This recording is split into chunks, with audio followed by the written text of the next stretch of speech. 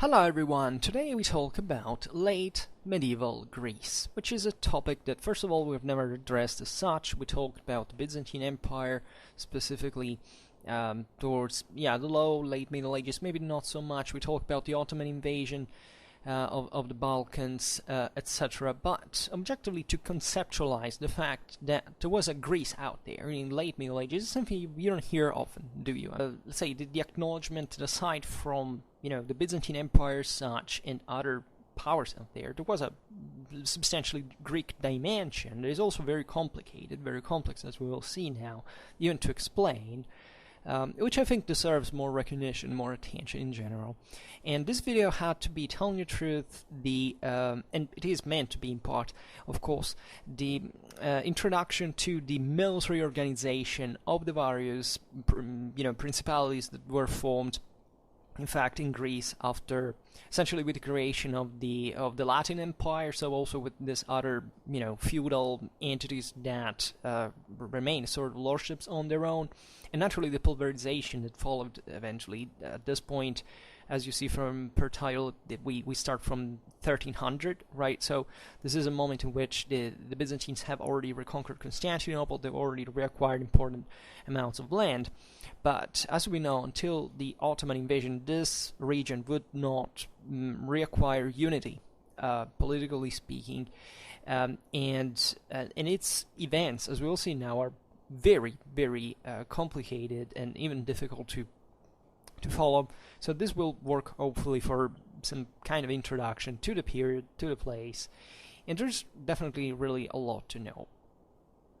So, as you know, as we have said, in this period, Greece was still much as it had been for the duration of the 13th century, right? So, since the Fourth Crusade, comprising this complex of de facto independent or semi-independent, and especially very often mutually hostile lordships, right? Fiefs and petty states, which for the most part changed masters with remarkable frequency, right? Until all of a sudden the Ottomans took over. Maybe we shouldn't stress too much the certainty of the Ottoman invasion, because objectively, it was fast for those time standards, actually very fast, but it had all its own phases. It suffered certain setbacks related also to events that were out of Greece proper, having to deal with the Tartars, for example, but also properly the Western presence. I made several videos about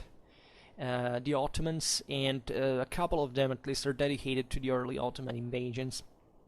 And I observed, aside from the fact that the Ottomans basically dwelled from an area that was, on the Marmara Sea, one of the most intensely westernized of the whole Anatolian Peninsula, and that therefore they had in their political genetics, we could say, a lot that favored also their rise within the crumbling, let's say, the vacuum left by the Byzantine Empire, naturally also the enfeebling of itself during this time. But also owed much of their expansion properly to the Western action/inaction at the same time, right? And here you can't read the thing in a unitary sense, right? Because there were Westerners that literally gave their lives to save Constantinople throughout all this time. But also many would just sit there, right? And we're talking even about the same Crusaders. Think about the Hospitallers, right? Or the Italian maritime republics. That I would say now it's very easy to interpret this dynamics in a ex post perspective, like, they made the big Ottoman Empire rise. But objectively at the time, there was no way, as we've seen also from the von Clausewitz series. There wasn't not much, it wasn't predictable, right? How the thing would have unfold. That this empire would suddenly apparently take over the whole Aegean Sea and stretch from across to the Balkans, Asia Minor, was a set of circumstances that even up to very late in time was not deterministically to be foreseen, in fact, and yet a huge influence, a huge factor in this rise, this fast rise, was the, once again, action, right? thinking about the stabilization of the Ottomans during the civil war of the early 14th century, where in the 1430s, if I'm not wrong. I mean, in that sense, even the Hospitallers actually backed the Ottomans, the reunion of their rule, and even later, many other operations, many other, especially sieges, etc., could be countered by the Westerners, and reading this as the ultimate, it was the fate of Constantinople was sealed, is objectively not true, not even by 1453, right? Because even if the situation was definitely desperate, still that was a huge city, and it was not to fall so easily. If you study the military history of the siege of 1453, it was a very massive feat, the one in the Ottomans carried out with huge difficulties at that time. And once again, it could have lasted some year more, but the situation might have changed, and who knows how the whole thing could have gone, because guess what, there was not just the Ottomans and the Byzantines, there is a lot of other peoples around. And even if the Ottomans were favored at the very last, still this is not true, the more you go backward in time. So we will actually leave the Byzantine-Ottoman wars at the bottom of the video, because those are the ultimate and possibly most important event to follow. Now let's concentrate on these either minor principalities that, however, had their own importance in Greece and in the surroundings. And so at the beginning of this period, the early 14th century, the country could be divided up roughly as follows. So the Franks, as we can call generally the Western Europeans in this context, held the Principality of Achaia and the Duchy of Athens. And during this time, the Principality was undergoing a violent succession dispute, right, that had originated from the dispossessed Latin Emperor Baldwin II's gift of the overlordship of Achaia to Charles of Anjou, right, Charles I of Sicily back in the day, in return in the late 13th century, in return for support in his attempt to reconquer the throne of Constantinople, right? So the goal was ultimately there. Remember here that basically the largest power around, especially in terms of naval connections here, is definitely the Kingdom of Sicily. Eventually gets split between the Angevins that maintain their greater presence in Greece, as such is increasingly countered by the Aragonese, that generally speaking were allied with the Byzantines. And also, well, the thing is, with the Italian Maritime Republic is complicated because there was a lot of, of switching, but generally speaking, the control of the seas was split between the Venetians and the Genoese that backed here.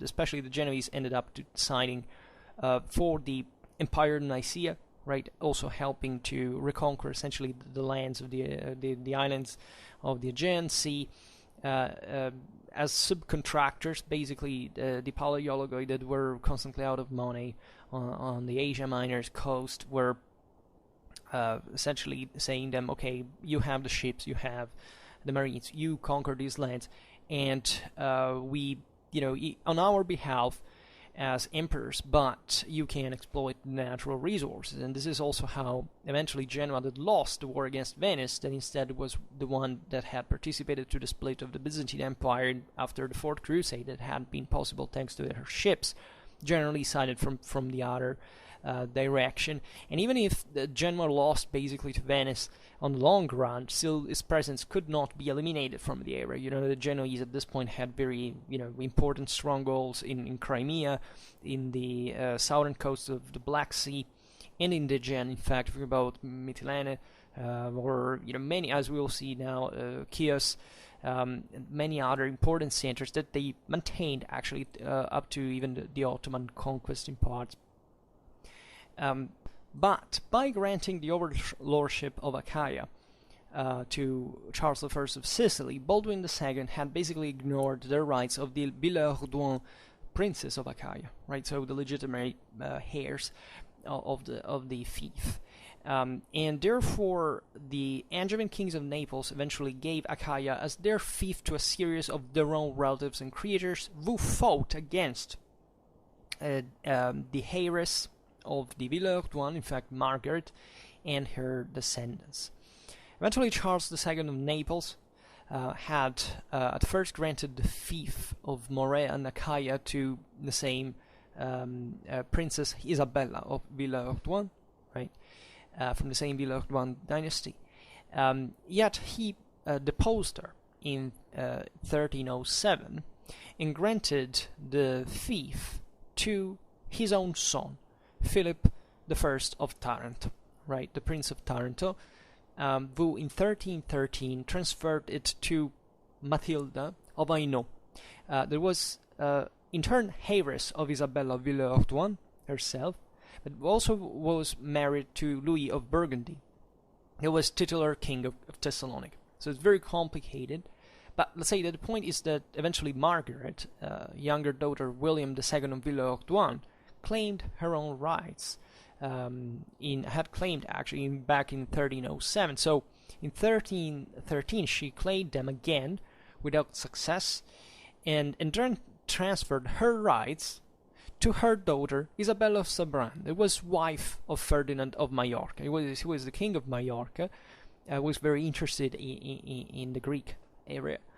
And the son of Ferdinand and Isabel, known as James the Unfortunate, was proclaimed eventually Prince of the Morea in 1315 under the regency of his father, right, who conquered the principality between 1315-16, but that was eventually defeated and executed by Louis of Burgundy and Matilda in 1316. In 1316, Louis of Burgundy died as well, and King Robert of Naples deposed Matilda and gave the principality to his brother, John of Durazzo, to whom Matilda was briefly married under duress before being imprisoned. So, over time, especially from 1331, the feudal lords of Morea began to recognize the rights of James, right? And in 1333, the matter was settled. The recognition was total, basically. So at this point, John transferred his rights to his sister-in-law, Catherine of Valois, that was a titular empress of Constantinople, right? She was she had been the wife of Philip I of Taranto, whose stepson Robert claimed her rights until 1346 when she died. Then the claim again was issued by the son of Philip and Catherine, Philip II of Taranto. In 1349, James was succeeded by his son James IV, James II of Morea, right, by title. And in 1364, Robert of Taranto, stepson of Catherine and eldest surviving son of Philip I of Taranto, died as well. So in 1373, Philip II transferred his rights to his cousin, overlord and former sister-in-law, Queen Joanna I of Naples, whose third husband, James IV of Majorca, when he died in 1375, left her his own claim to the principality, at which point she became more or less uncontested Princess of Achaia. Right? However, when Joanna was imprisoned in Naples in 1381, another much younger James of Beau, this was a very important family of southern France, of Provence, that was grandson of Catherine and nephew of Philip II, who in 1374 had become titular emperor of Constantinople, used the opportunity and seized Achaia. Right. Eventually, in 1383, Achaia was annexed by Charles III of Naples, that was successor murderer of Joanna, who was the grandson of John of Durazzo, and James Beau was driven away. In 1383, the vicary government began, lasting until 1396, under the Durazzo kings of Naples. In 1404, Ladislaus, king of Naples, installed Centurione II Zaccaria, who was the son of a powerful Genoese merchant family, the lord of Arcadia, as a prince. Centurione continued to hold his post until 1430, when the invasions of the despots of Morea, Constantine Palaiologos and Thomas Palaiologos, conquered the mainland of the Principality of Achaia. Centurione married off his daughter and heiress Catherine to Thomas and retreated to his ancestral Messenian castle. On his death in 1432, this too was seized by the Byzantines. In about 1450, his legitimate son, John Azan, was the focus of the rebellions against Constantine, who was despot at the time in Achaia, and the Byzantine reconquest, however, proved short-lived, as in 1460 the Ottomans conquered the despotate. Regarding the Duchy of Athens, instead, at this point it's important to talk about the Catalan company. In fact, the Athenian duchy was held up to 1308 by the family of La Roche, when it eventually passed to Walter V of Brienne. That was a powerful noble. He had holdings, in fact, in southern Italy under the Angevins and in Greece. So Walter hired the Catalan company, right? This group of mercenaries founded by Roger de Flor, right, to fight against the Byzantine successor state of Epirus, right? But that when he tried to dismiss and cheat them of their pay in 1311, they slew him, right, and the bulk of the Frankish nobility at the Battle of Almiros, also known as the Battle of Cephissus. That was one of the most important victories of infantry against heavy cavalry in the beginning of the 14th century. Probably one of the most complete. You had the Catalan company being actually kind of light infantry, mostly, right? Of course, being kept also with other troops, but largely, basically, the Athenian army was butchered, attracted in this marshy ground, and it's remembered, in fact, as a kind of an eccentric, battle compared to kind of the most famous, I don't know, the Flemish revolt in the same years against the French, or eventually also naturally the victories of the English men-at-arms and longbowmen during the 100 Years' War. But it played its own very important part, and I've come to be, I've read about it. One day we will actually make an entire video about it. But it's also interesting to observe in the warfare of the time, just as a bit of an exception, given the typology of the troops proper, and also the geographical location. Eventually, Walter's son, Walter VI of Brienne, retained only the lordship of Argos and Nauplia, where his claims to the duchy were still recognized. Walter VI of Brienne is also a very fascinating figure. He basically collected a failure after one another, right? He tried his for he even this recognized his mother because she was older of all the debts that the Brienne had contracted after the loss of this territory after the Battle of Cephissus. He tried his fortune in Greece and he failed. He led his army, went to take it back from his land from the Catalans. He failed. He went to Italy. He went to France. Then he became famously Lord of Florence in 1342, 1343. He was, thrown away from the city. His son was killed. He actually died at the Battle of Crécy, if I'm not wrong.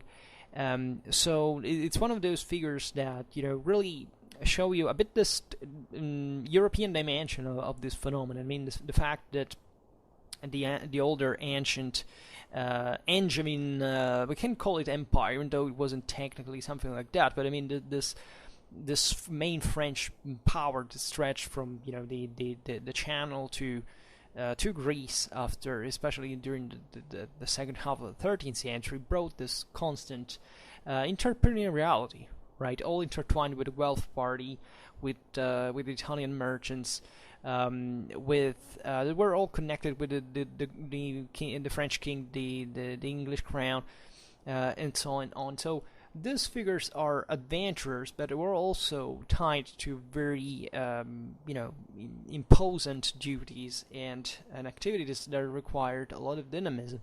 In a moment in which European warfare was becoming, in fact, properly inter-European. I mean, the original differences between the various regions from the High Middle Ages were dissipating, and this moment in history sees actually a great share, and especially a great awareness and even univocality of European military culture, especially in these important areas in the Mediterranean and in Western Europe. And regarding the Duchy of Athens, the Catalans in 1312 eventually recognized the suzerainty of King Frederick III of Sicily. Right, so here these are the Aragonese, technically, even if they were branch of the House of Aragon, but Sicily was, I don't know, doing something different, for example, from Aragon, like different policies, sometimes even conflicting with one another. There was no really centralized government in this sense across all these spaces. And let's remember that the Catalan Company, in fact, had emerged from the Wars of the Vespers. These were veterans of the Wars of the Vespers. It's a very long war that had been fought in Sicily mainly, but also in southern Italy between the Aragonese and the Angevins. So there was this kind of mark of origin from this connection with the Sicilian crown, and as a consequence, also Frederick appointed his own son Manfred as Duke of Athens, right, as the Catalans conferred the title, that in fact remained in the hands nominally of the same crown of Aragon overall up to 1388, while the actual authority was exercised by a series of vicars generals, right, vicars generals, I don't know how you say in English. In 1318-19, the Catalans also conquered Siderocastron, right, and the south of Thessaly as well. So they created the Duchy of Neopatras, united to Athens, right. The Duchy of Neopatras would remain this Catalan-dominated principality in Thessaly, as we've seen established in 1319. It was technically also part of the Crown of Aragon, and it was governed in conjunction with the Duchy of Athens by the local Catalan aristocracy, and it enjoyed a degree of self-government just as like in Athens. And however, from the mid-14th century, it underwent both duchies, as we'll see, underwent this period of decline. The Thessalian, most of the Thessalian possessions were actually lost to the Serbian Empire, so-called Serbian Empire, while internal dissensions arose together with the increasing threat of the Turkish piracy in the Aegean and the onset of the Ottoman expansion in the Balkans, right? And eventually weakened. The Catalan possessions were taken over by the Florentine adventurer Nerio I Acciaiuoli in the years 1385-1390. These were very important Italian bankers that had a freaking lot of money. This is basically financed most of the wars that were ongoing in Western Europe, and these merchants say, okay, yeah, that there were normal citizens in Florence, but let's do something. Let's buy a duchy overseas in Greece. And so it happened. So the history of this this principalities is very fascinating, and we have seen before with the Genoese Centurione II Zaccaria, brought by Ladislaus, King of Naples, as Lord of Arcadia, right? However, the part, as we have seen, part of Thessaly from the Duchy of Athens was conquered by the Serbs in the 1340s, right, from the Catalans. And under Aragonese rule, the feudal system of the Athenian Duchy continued to exist, right, albeit not anymore under the previous assizes of Romania, that were this collection of laws fundamentally that were compiled in the Principality of Achaia at the time of the Franks proper, but under the customs of Barcelona, right, that would become eventually the basis for the Catalan constitutions that were applied in this Catalan-ruled land.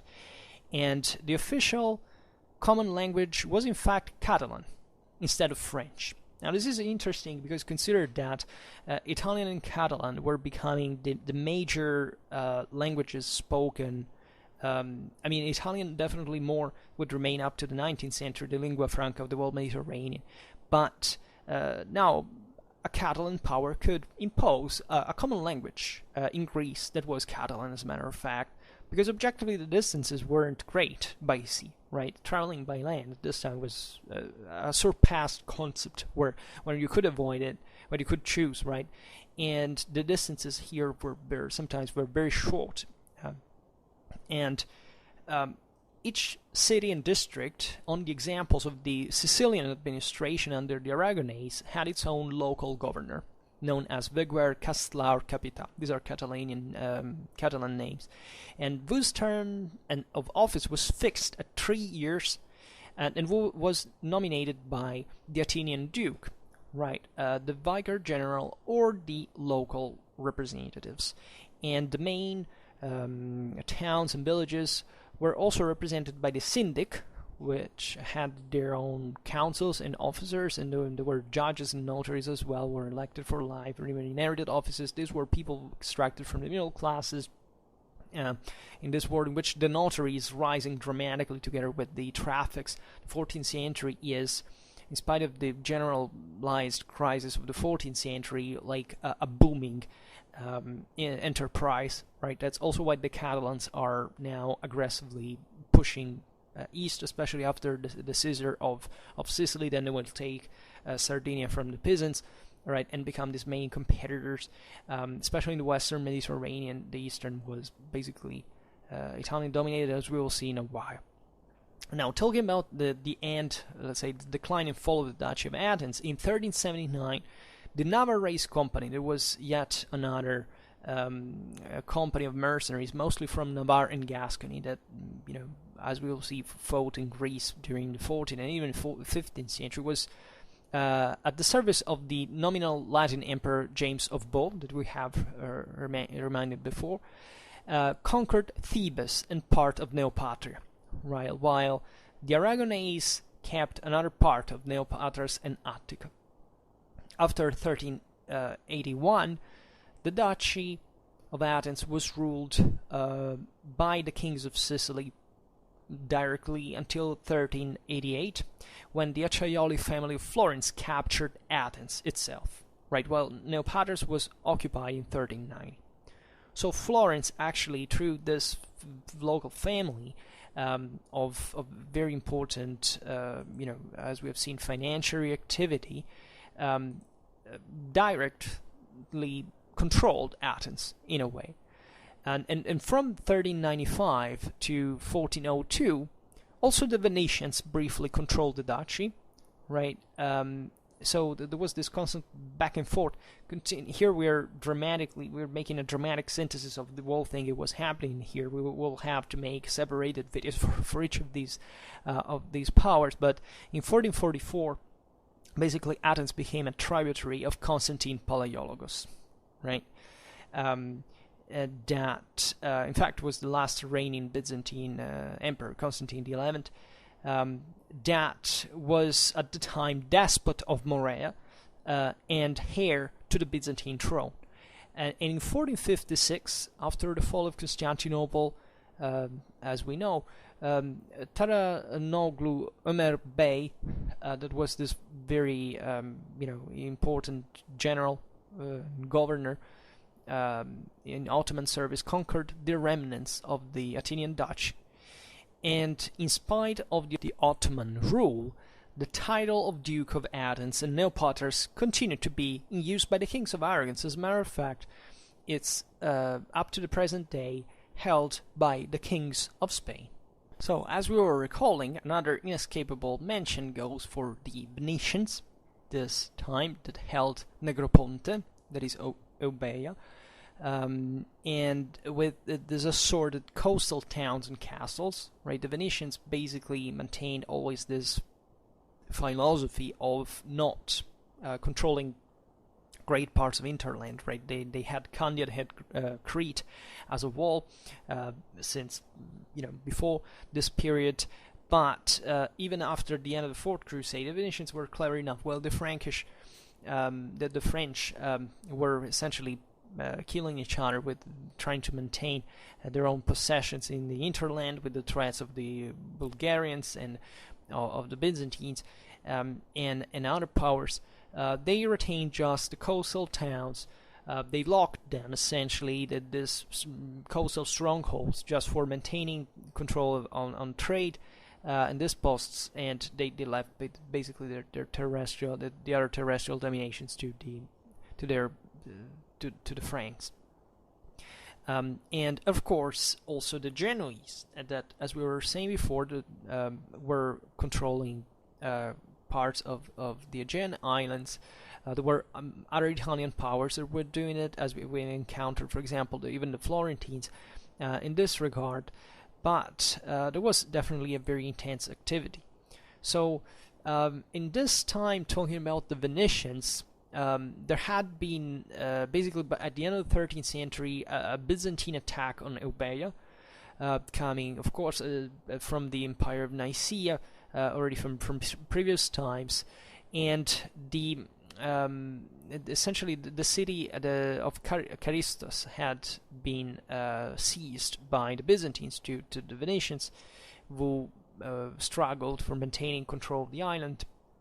And there had been, however, a negotiation, peace had ensued, and the Byzantines had retained this fortress. But in 1317, Charistos fell to the Catalan company of Don Alfonso Fadrique, that was royal vicar general of the Duchy of Athens, and also legitimate son of Frederick III of Sicily. So eventually, in 1319, a peace treaty was signed between Venice and Don Alfonso, whereby he retained Charistos, which the Venetians would, however, acquire in 1365.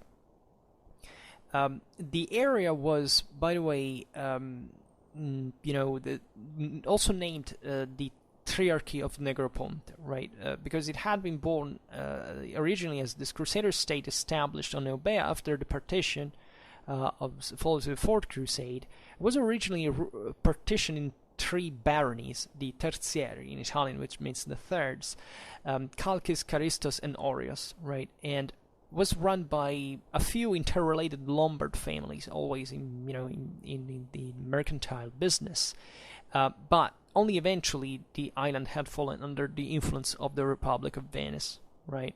So this land would become a regular Venetian colony just from fundamentally the 1390s, right? And was named, in fact, as the Kingdom of Negroponte proper.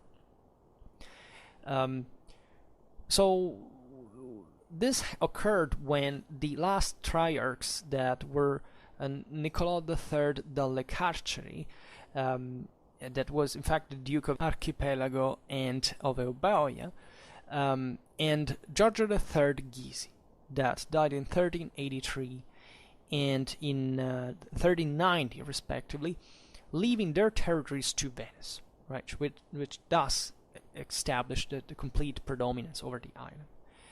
However, as it often happened in this Italian-controlled territories, the pre-existing system remained, as the triarchy lived on, and were the Venetian families were appointed to the positions of the terzieri, right? We will see it's better with the Genoese Maona, right? These were basically subcontractation systems, right? Which, local families of the Republic would basically rule them as companies, and as subjects of the Republic, they obeyed its foreign policy essentially. However, there was also general magistrate appointed from the Venetian government, the Podestà, who resided at Chalcis. And the Venetian control of Negroponte lasted until 1470, right, during the Ottoman-Venetian War 1463-1479, when Sultan Mehmed II campaigned against Chalcis, and the city fell on July the 12th, 1470, falling therefore under the direct Ottoman domination. As for the Genoese, that also had a very complex involvement in the Aegean, we can remember just the Maon of Chios and Phocaea, right? That was this that lasted actually for a very long time, up to the second half of the 16th century. Was established in 1346, and this was the Maona was a company. It's the same subcontractation system we have seen before, formed to exact taxes for Genoa from the island of Chios and the port of Phocaea. So basically, what the Genoese Republic did was that they sold their rights to their taxes to the Maona, right? Which in turn raised the funds for its investors to buy galleys and actually eventually reconquer Chios and Phocaea. This system was very useful because it was used by the same Byzantines practically, or at least they were at least granted these possessions were granted the same way, because they simply said, okay, I give you the rights over that place that you have yet to conquer, right? And that's literally how the Genoese reconquered the Aegean islands for the Palaiologoi and maintained their control, though, which naturally also was a problem in part for the Byzantine control of those lands. It was almost lost. So the Genoese authorities of Chios and their Hellenic subjects that were, as always, the overwhelming majority of the population, right? Just like, I don't know, in Crete under the Venetians, were subjects of the Republic of Genoa, right?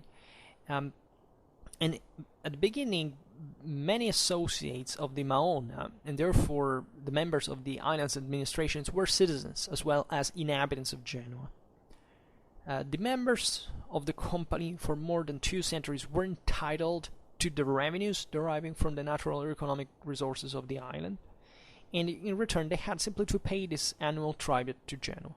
Right, simple as that. It's very efficient because you realize you don't have, as a republic, to mind about the local administration. It's left to the privates, and in these times it's a thing because essentially you just get the revenues and not the risks of maintaining it, which was left to the private. So yeah, this system was corrupt, as all the Middle Ages could be in this regard, but it was still pouring a lot of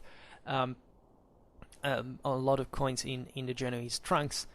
After 2 years from the institution of the Mahona, the original shareholders that lived in Genoa sold their shares to some colonists that had been living in Chios since before, or to other Genoese citizens that actually went living on the island. And these new members are called, like, part of they constituted the so-called New Mahona, right? That was subsequently known as the Maona of the Giustiniani. So the Giustiniani were this important and prominent Italian family which originally belonged to Venice, but had established itself also in Genoa, and that were in fact thoroughly committed to these possessions, to these assets, and in fact were some of the few Westerners that participated also famously to the defense of Constantinople in 1453, because their future was there, right? So their interests were there.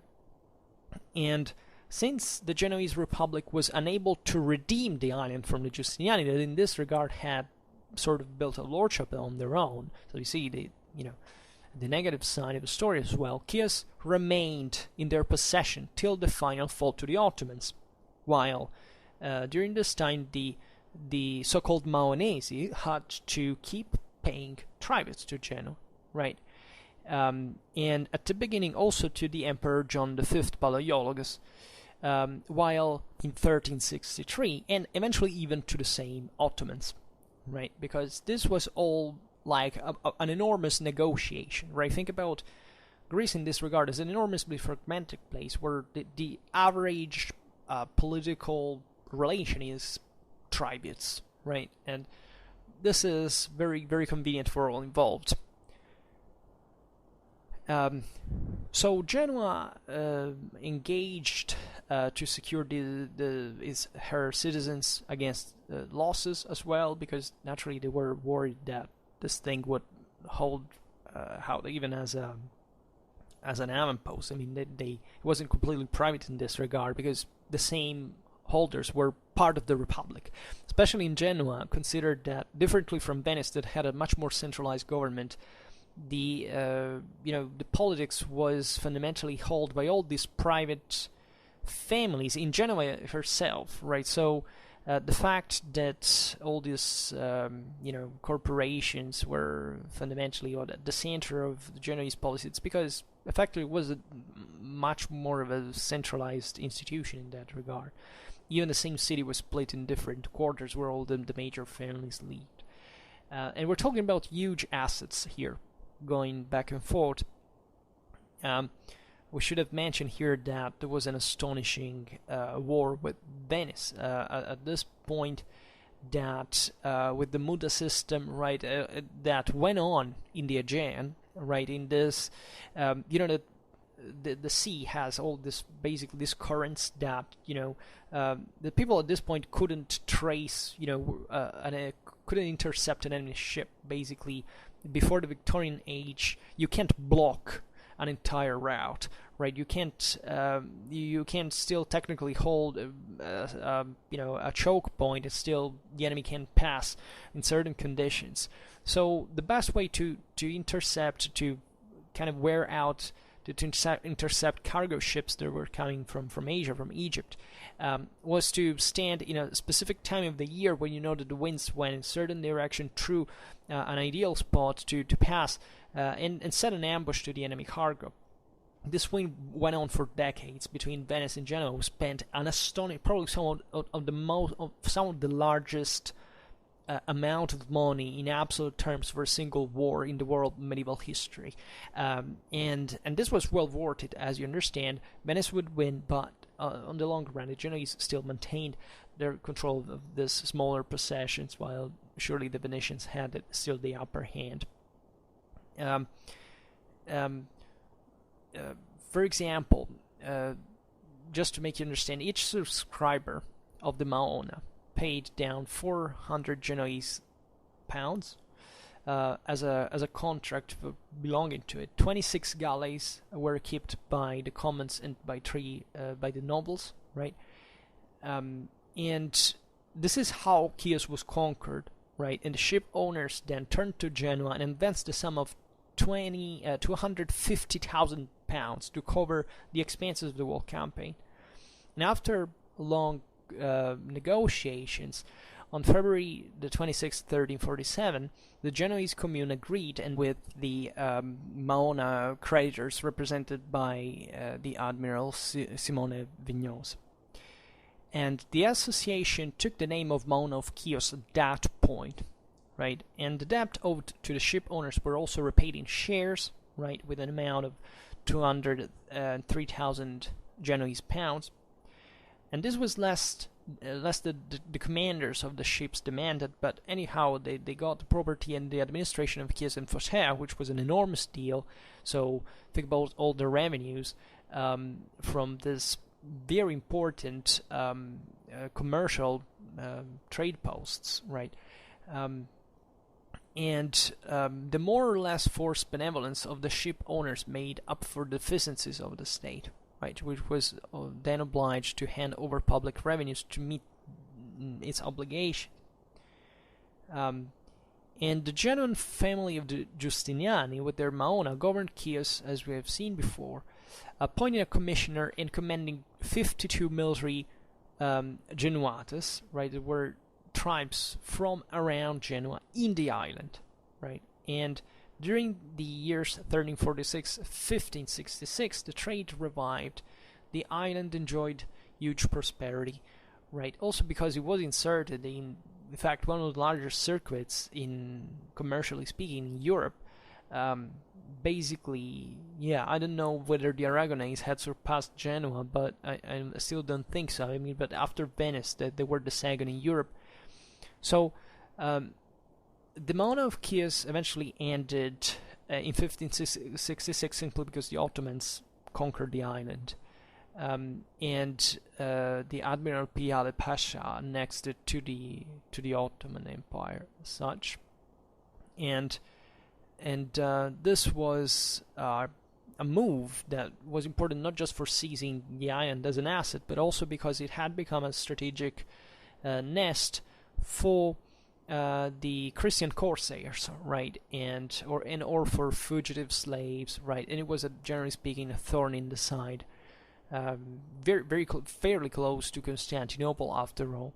But just also to make you understand how difficult it was still in the early modern age to actually, storm a citadel like all the many that existed on the Greek coasts, where the Italians had entrenched themselves since the High Middle Ages, and still, the modern in military engineering was barely capable of taking over.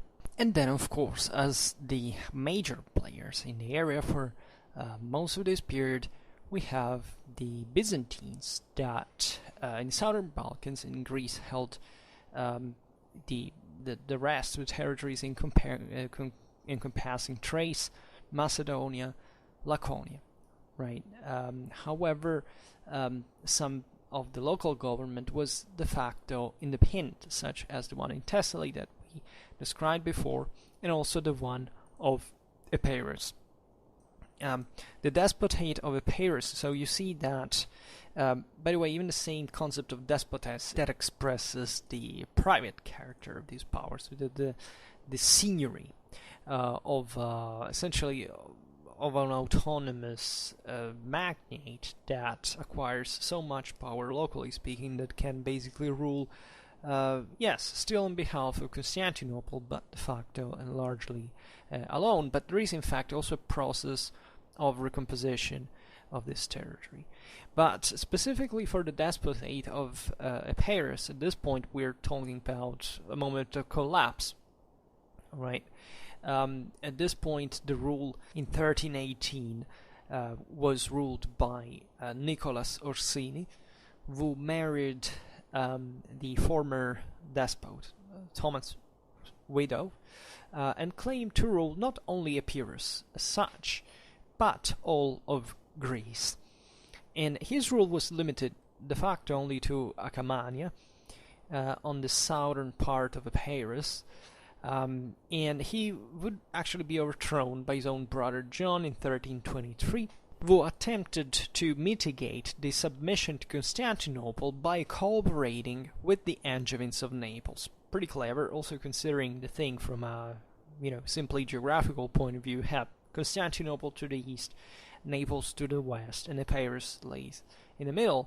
And actually, that was an area in which the Normans and eventually the Angevins had always trying to expand. Epirus, loosely today's Albania, as as a field. Think about all the various invasions in the one of 1080 or later on. So there was this sound presence also of Angevin influence in the area, and who claimed in fact on their own regard the domination over Greece.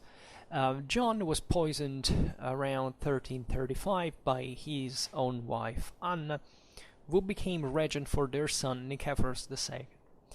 Now in 1337 the new emperor Andronicus III Palaiologos arrived in the north of Epirus with an army, partly composed of 2,000 Turks contributed by his ally Umur of Aydin, right? That was the second emir of Aydin on the Aegean coast of Anatolia, right? It was famous for his naval expeditions and therefore for these interventions also in Greece.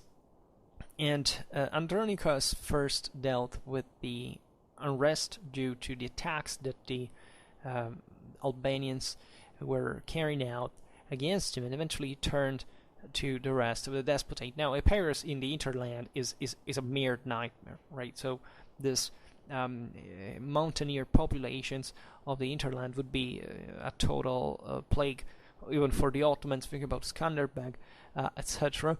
While naturally the most prosperous area was the one along the coast. Anna at this point tried to negotiate in order to obtain the despotate for her own son. However, Andronicus demanded for a complete surrender of the despotate, and she finally agreed to it. Basically the region was pacified under Byzantine rule, and Theodore Synadenus was appointed as a governor. So the Byzantines had insisted that Nicephorus would be engaged to one of the daughters of the emperor's right-hand man, John Cantacuzenus, who was one of the most famous Byzantine statesmen in general of his time. He was a nobleman. He served, in fact, as Grand Domestic under Andronicus III Palaiologos, and eventually also as regent for John V before reigning as Byzantine emperor in his own right between 1347 and 1354. And when this engagement actually came, Nicephorus had vanished, however, and Andronicus learned that Nicephorus had fled to Italy with the help of members of the Epirote aristocracy who supported the independent Epirus as such. And in fact, Andronicus stayed in Taranto in Italy in the court of Catherine of Valois. That was Philip of Taranto's widow, if you remember, and also titular empress of Constantinople. So naturally, with this constant attrition between the Byzantines and whoever ruled over southern Italy at the time. And in 1339 was this revolt supported by the same Catherine of Valois, in fact, who had previously moved to the Peloponnese, and by Nicephorus himself, who had returned to Epirus, basing himself at Thomocastron. And by the end of 1339, the Byzantine army had returned to the area, and in 1340, Andronicus III himself arrived, together with John Cantacuzenus. Nicephorus was persuaded through, diplomatic negotiations to recognize the imperial authority, and he surrendered Thomocastron itself, married Maria Cantacuzene, the daughter of John Cantacuzenus, and received the title of Pani per Sebastos. That basically it's this court title had been created back in the day during Cominian times, using the imperial root of Sebastos, and it was conferred to members of aristocratic families close allied to the imperial family. So it's fundamentally reinserting these figures in the imperial clientele. At this point, it was largely personal, we can say, and therefore tying these local governors to the imperial authority. However, the empire itself soon fell in a civil war between John V Palaiologos and John VI Cantacuzenus, so that the Serbian Tsar Stefan Dušan in 1348 actually took the chance of seizing Epirus itself and appointing his brother despot. We're talking about Simeon Nemanich Palaiologos as governor of the province itself. So Nicephorus II also took advantage of the Byzantine civil war and that of Dušan in 1355 to escape in this and re-establish himself in Epirus in 1356, to which he annexed Thessaly.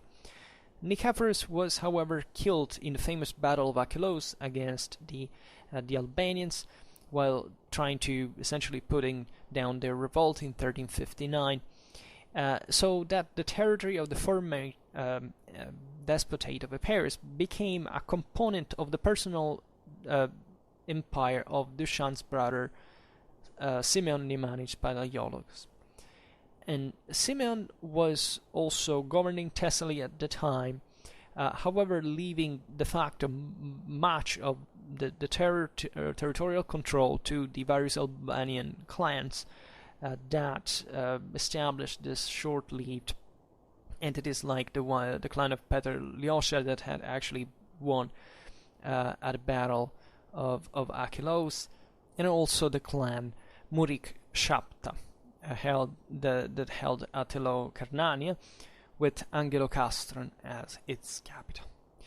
Now, in 1367, a part of the Epirotan Despotate was resurrected under the local rule of a Serbian nobleman, Thomas II Preljubovic, who kept Ioannina, who was a very important center.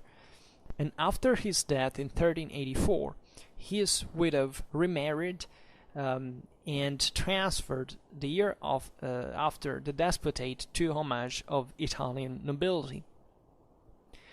Now, the state tradition was carried on by the Serbian and Italian rulers of Ioannina, who basically sought help from the Ottoman Turks against the Albanians that were, harassing them persistently. And in 1399, in fact, the Albanian leader of the Principality of Gjirokastar, John Zenebishi, captured the despot Esau de Bondelmonti, was this Florentine figure tied, in fact, to the same Acciaiuoli that we have seen before. That was released, in fact, after 15 months, when his relatives in Italy offered this huge amount of money as a ransom. And by 1460, Epirus was finally reunited in 1416 by the Tocco family of Cephalonia.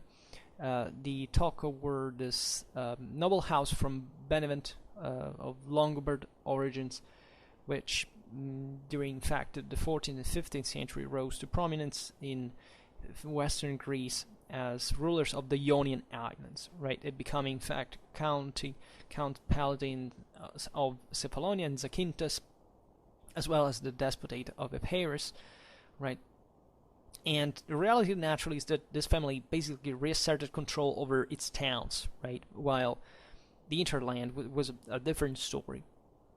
But it was exactly this, divarication, this broader fragmentation that facilitated the Ottoman conquest of the region, that proceeded with the capture of Ioannina itself in 1430, Arte in 1449, Angelo-Castor in 1460, and finally Venice in 1479, right? And therefore, with the exception of several coastal Venetian possessions that were still to hold for a long time, this was de facto the end of Frankish rule in mainland Greece, which opens to essentially the last 2 centuries of Byzantine-Ottoman wars that had going on since actually the second half of the 13th century, and we can restart this from essentially Andronicus III's reign, right, which marked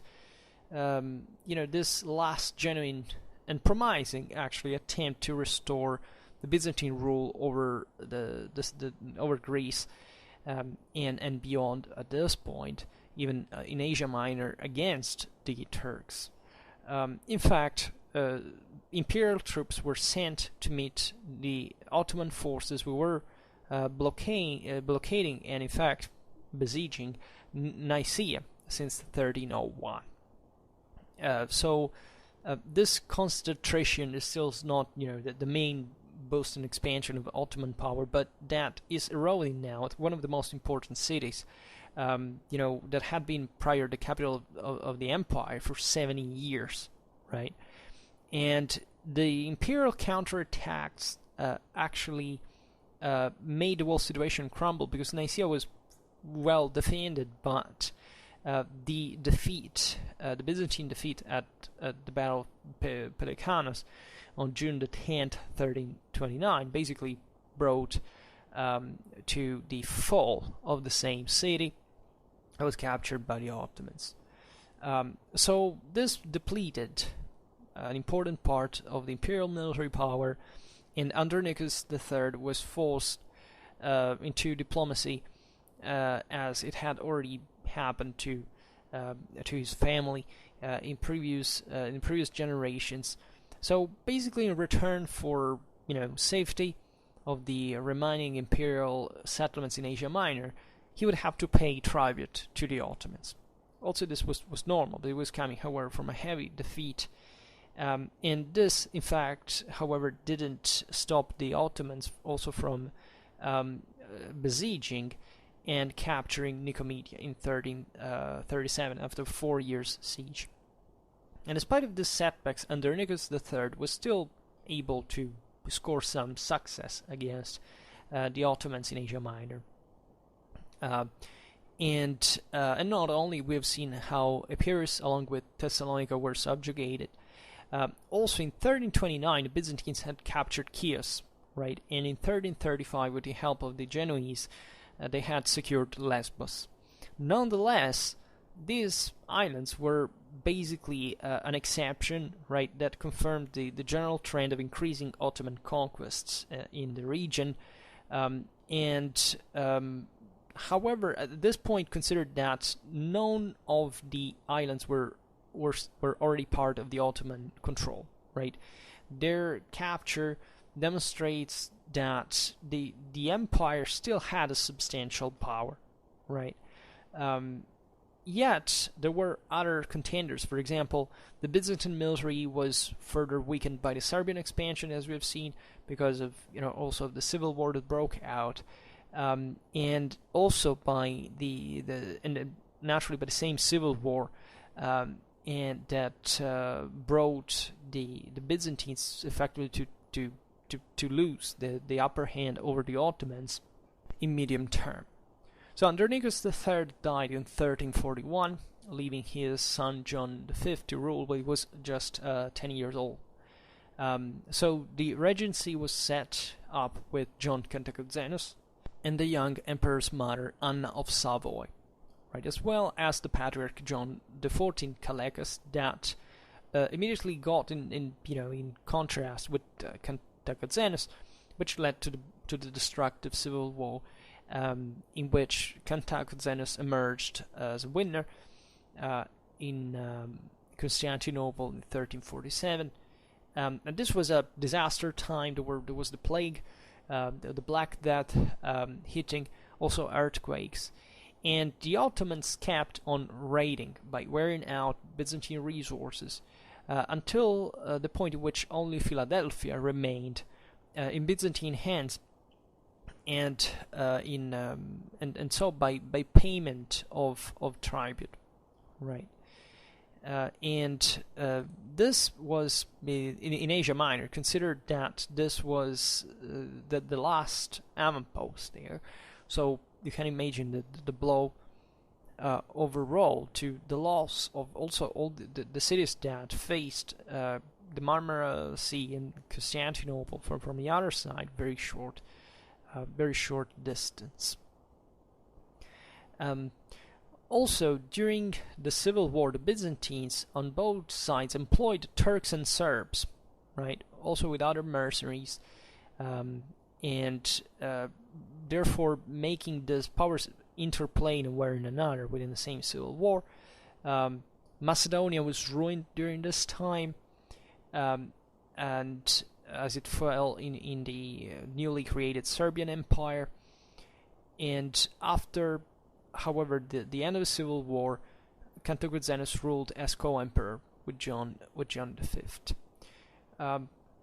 So this rule brought once again to another civil war, right? That diminished further the empire's integrity, and that something that the neighbors were immediately very clever to exploit.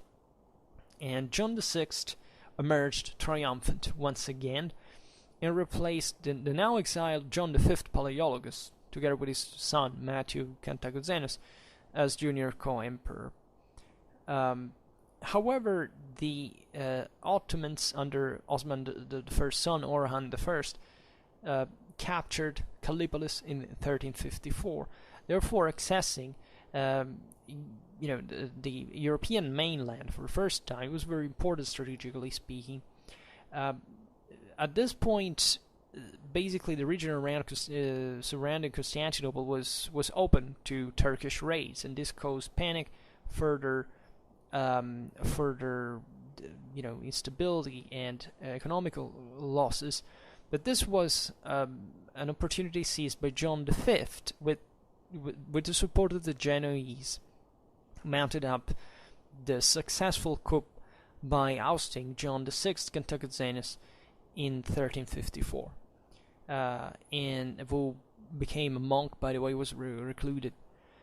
Yet this civil war didn't end here, as Matthew Cantacuzenus now obtained military aid from Orion and began a bid for taking Constantinople. And his capture in 1356 ended his dream to become an emperor, together with the hopes for the Ottomans to seize control, basically, of Constantinople through him in a way, or at least obtaining vassalage. And at the end of the civil war, there was this small lull in fighting between the expanding Ottomans and Byzantines. In 1361, the Monotheicon fell to the Turks. Orhan's successor, Murad I, was, however, more concerned with his Anatolian positions, right?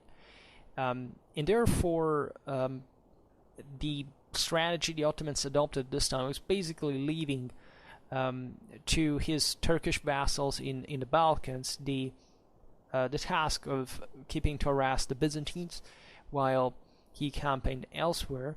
And in fact, these were able, however, to seize important centers such as Philippopolis and Adrianople. So these were the main Thracian centers, very close to Constantinople.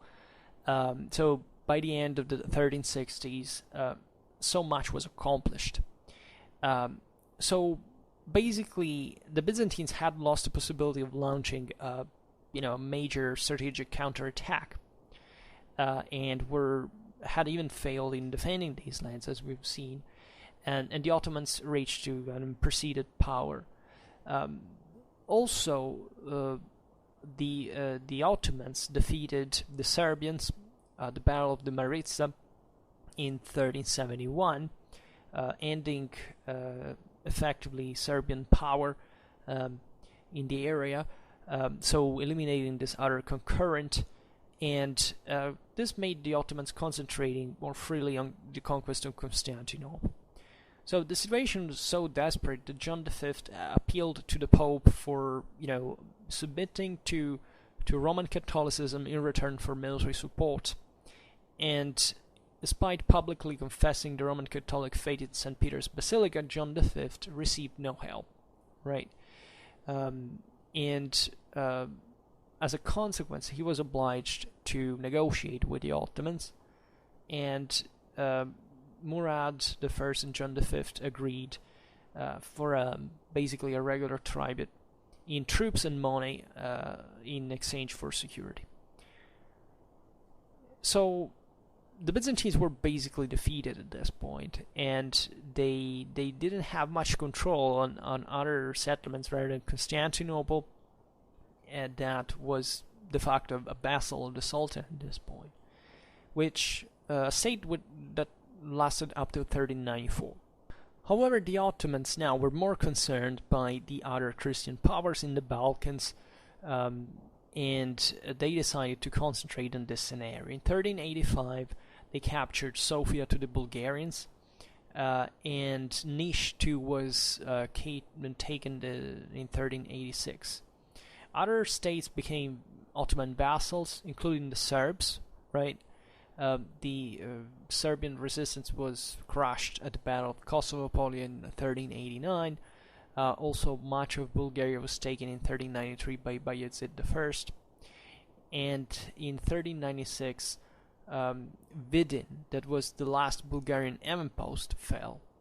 So the Ottoman advanced into the Balkans at this point, aided further by yet another Byzantine civil strife, at this time between John V Palaeologus and his eldest son Andronicus IV, right? And this, John V was able at this point to save himself by receiving Ottoman aid and blinding Andronicus IV and his son John VII Palaeologus in 1373. Andronicus also escaped with his son and secured Murad's aid by promising a higher tribute than the one that John V had paid for his help. And this strife went on like forever, like as much as up to 1390, right? Even though the consequences, like further trails of this, continued up to 1408, right? The process, John V basically forgave Andronicus IV, a decision that angered his heir apparent, Manuel II Palaeologus, who seized Thessalonica and alarmed the Ottomans, right, since parts of Greece were liberated from their rule. However, the death of Andronicus IV in 1385 and at the capitulation of Thessalonica in 1387 to the Ottoman forces, this encouraged Manuel II to seek the forgiveness both of the Sultan and John V. So it's very interesting, this detachment essentially from both. I mean, this Byzantine reconquest detached from the same imperial power as backed by the Ottomans. And there was a further attempt to coup d'etat against John V. So this is very complicated. And despite, however, the Ottoman and Genoese support, this new reign lasted for 5 months, right? And this happened by John VII, but this is not particularly important. The important here is how the territory went all eroded, because by 1390 the Ottomans seized Philadelphia, so basically ending Byzantine rule in Anatolia, right? There were other centers that would last. We've got about Trebizond, but this was the one controlled directly by Constantinople. The others were kind of emancipating in this regard. And the city was, seized also with all this ceremony. I mean, to this public humiliation of the same emperor that was obliged to accompany the Sultan during the campaign. And after John V's death, Manuel II Palaeologus was able to secure his throne and to set this good relations with the Ottomans, becoming a vassal naturally in exchange. And as one of the conditions, Manuel was forced to dismantle the fortifications of the Golden Horde, that were naturally basically opening the naval gates of Constantinople in this regard as well. But the thing worsened towards the end of the century under the Sultan Bayezid, because he ordered the execution of Manuel II, and this was fundamentally exchanged eventually for the demand of building a mosque by establishing a Turkish colony in Constantinople. Manuel refused. There was no way this could happen. And Bayezid led siege to the city in 1394. So Manuel II called the crusade that, for this reason, brought to the expedition of Nicopolis, right, where the Crusader army effectively left under the future Holy Roman Emperor Sigismund, and that was crushed in 1396, as we know. At this point, Manuel fled the city, right, for Western Europe, where he wanted to search aid. And at this point, it was John the Seventh that led the city against in fact, the attack of the Ottomans, and successfully so. In fact, one of the main events that at the time had an impact in the area was the Tartar invasion. Timur of the Chagatai Mongols led his army in Anatolia, dismantling all this net of relations between the Ottomans and the local beyliks. And at the Battle of Ankara, the same army of Bayezid were defeated, in this massive disaster. And the Ottoman Turks at this point were at the weakest, because they began, the Tartars went back where they came, but they kept fighting against each other, with Bayezid's sons, essentially. And the Byzantines definitely were very quick to exploit the situation, and they recovered Thessalonica, much of the Peloponnese, right? And this is when, in fact, the Ottoman Civil War, we're talking about at the beginning of the video, was recomposed in 1413, also with the support of the Westerners, some Westerners, and Mehmed I. With support actually of the same Byzantine Empire, defeated his opponents, right? So this was led to all complicated set of situations. Now we can't descend into, but just for make you understand how the whole thing was not poorly played, but in inside, of course, the rise of the Ottomans could have been stopped in that way. So the situation was, however, still largely in favor of the Ottomans after the decomposition of their power, right?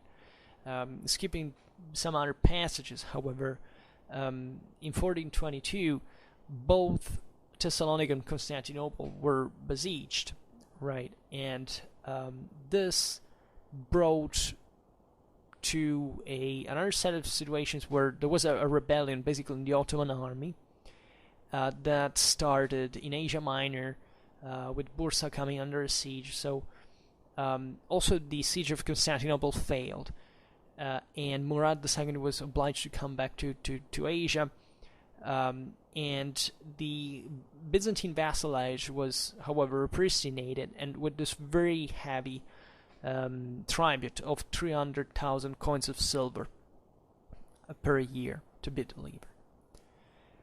So the final 30 years of Byzantine history in this regard are, fairly famous. And the Ottomans were actually very busy in this years before the fall of Constantinople. They first of all continued the siege of Thessalonica, right? And they were essentially containing power with the Serbs and the Hungarians in the Balkans. Think about George Brankovic and John Hunyadi, right? Also the Albanians, led by George Kastrioti Skanderbeg. And also the new crusade that was crushed in 1444, however, at Varna by the Ottomans. So on the long run, the Ottomans managed to secure their position. And that's fundamentally in the very last years that Mehmed the Conqueror decided to essentially proceed with the siege of the Golden Apple, right? Albeit there had been some other expeditions in Peloponnese.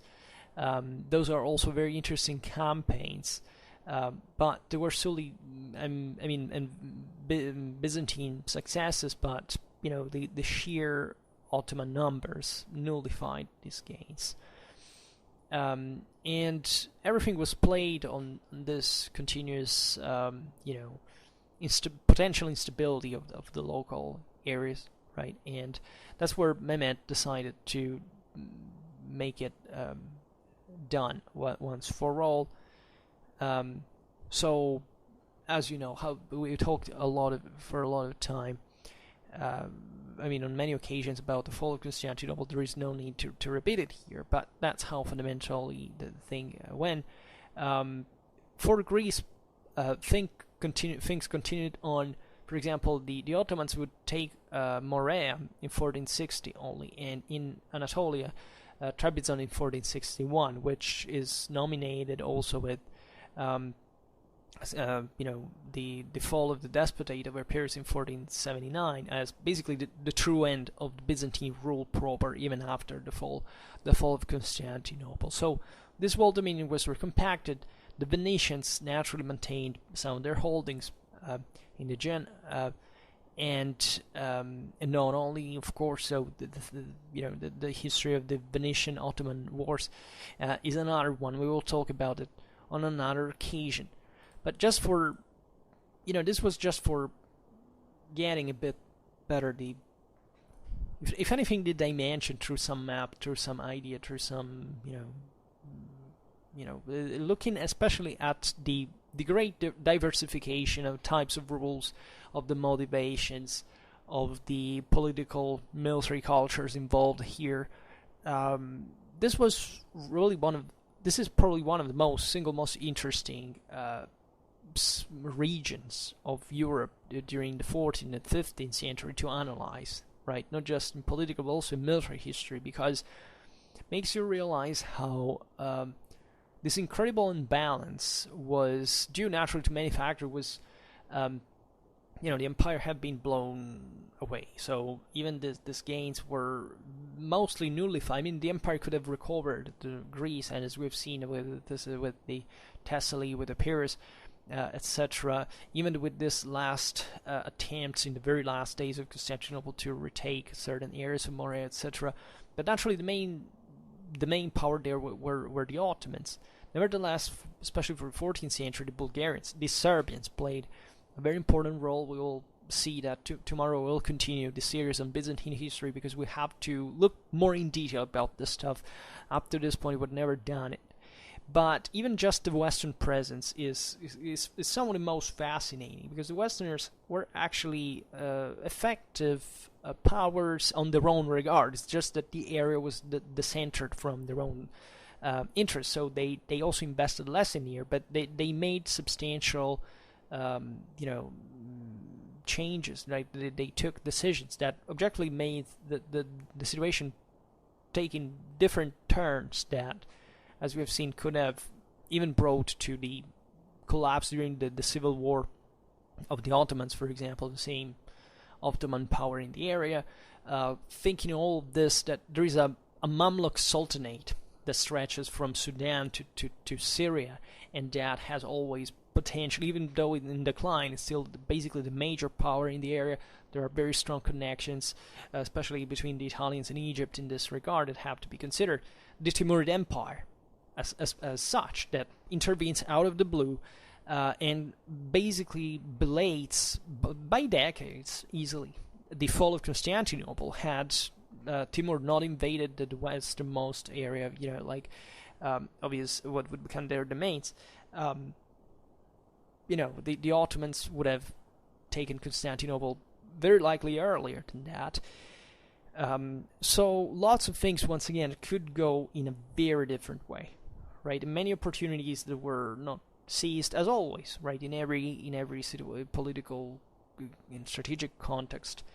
But history went away. That also the Balkanic scenario proper. We have not analyzed the Danubian area, but we made, if you go in on the Ottoman history playlist, you find certain chapters that I dedicated specifically to these scenarios, and we will keep uploading on this stuff regularly. Just recently, maybe we didn't talk about it very often, but we're trying to cover in fair detail, at least by YouTube's average standards, the all these various realities. And for today, however, I would stop it here. I don't think there is... there would be an enormous amount of stuff to add, in fact, but we can't do it now. I just hope this serves, generally speaking, as especially for the realization that there wasn't just the Byzantine Empire in this situation, but there was probably also a Greek dimension that is fascinating to study, as, looking at the modern country's extension, or, the certain specific regions in Achaia, Morea, those are Thessaly, etc., just as even potentates on their own. Even the history of the despotate of Epirus is very fascinating, right? That is more or less to today's Albanian part of Greece.